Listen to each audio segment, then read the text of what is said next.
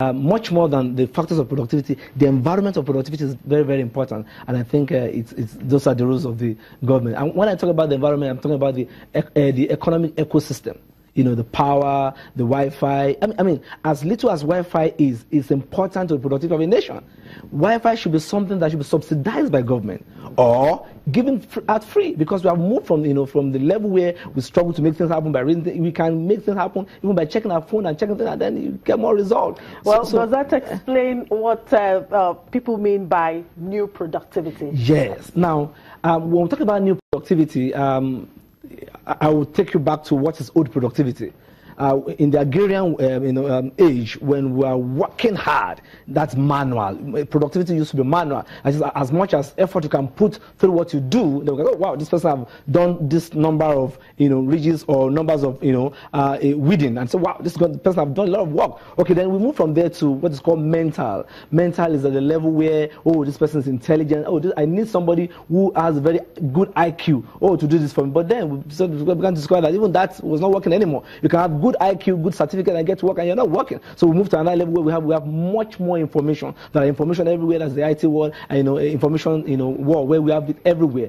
Now the information is everywhere, on your phone, on your tab, on television. You Google it, you find a lot of things. But the question is, people are not yet still productive. Why? Because the new productivity now is innovation.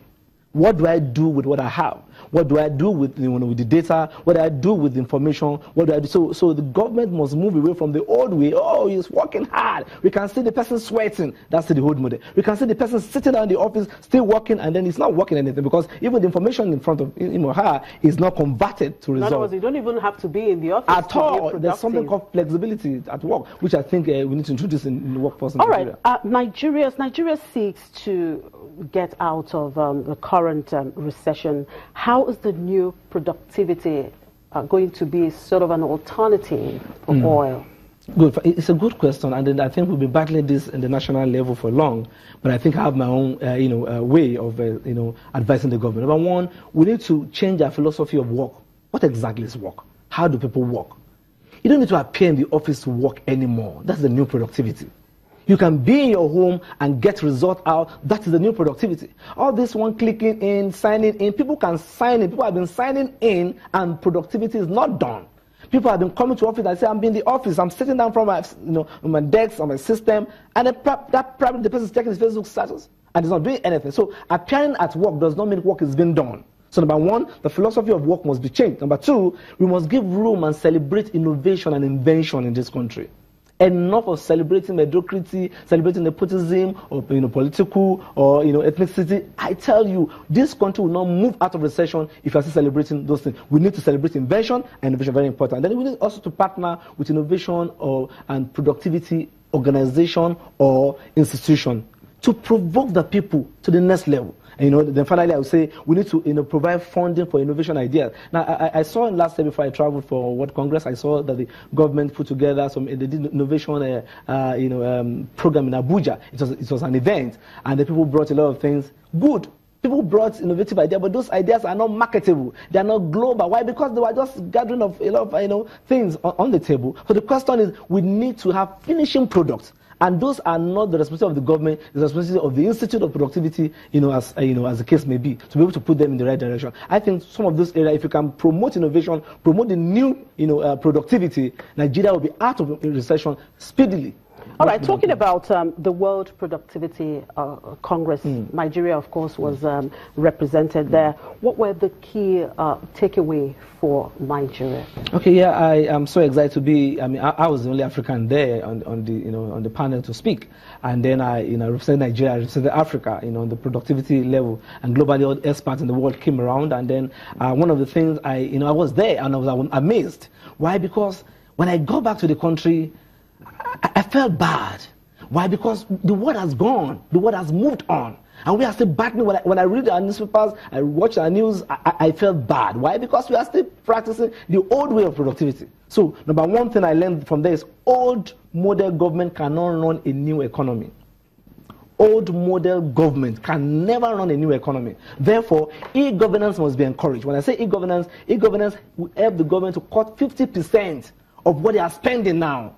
We are still doing the old way of governance. So, I mean, I learned from that conference there. And I also learned that a country of higher natural resources does not guarantee, national wealth.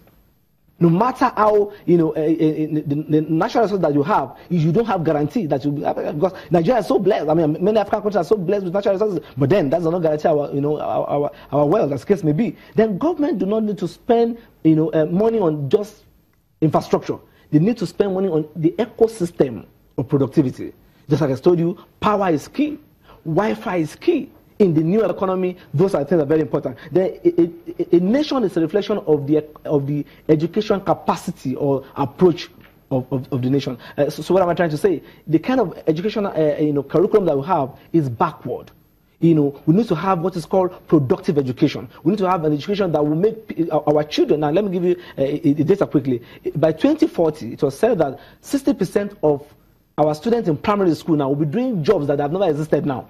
By 2040. So who is teaching them? Who is preparing those children? Who is preparing them for that future? So in the future, there will not be some job not be available anymore. So the question is, what is the curriculum that is teaching this? So productive education is key if you must move to the next level, out of recession. All right, you keep talking about government, what government needs to do, what government, would have to come into to ensure productivity. Now, what about the private sector? How can they actually also help to ensure productivity level in Nigeria grows? Okay, thank you.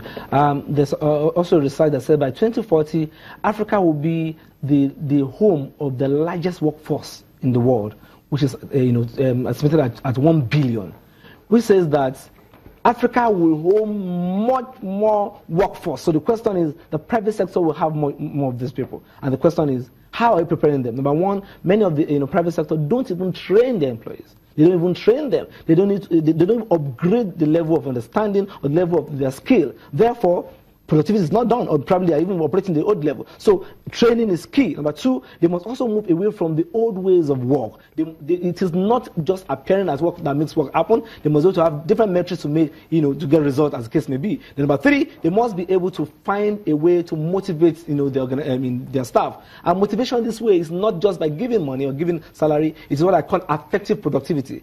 Having the affection or the love of the workers in mind, it will definitely bring a great impact in productivity. All right, thank you very much, Remy Dairo. I'm sure we'll get there. Definitely. Thank you for your time. Pleasure. Yeah, we'll take a quick break, and when we return, we talk agriculture research. To stay with us.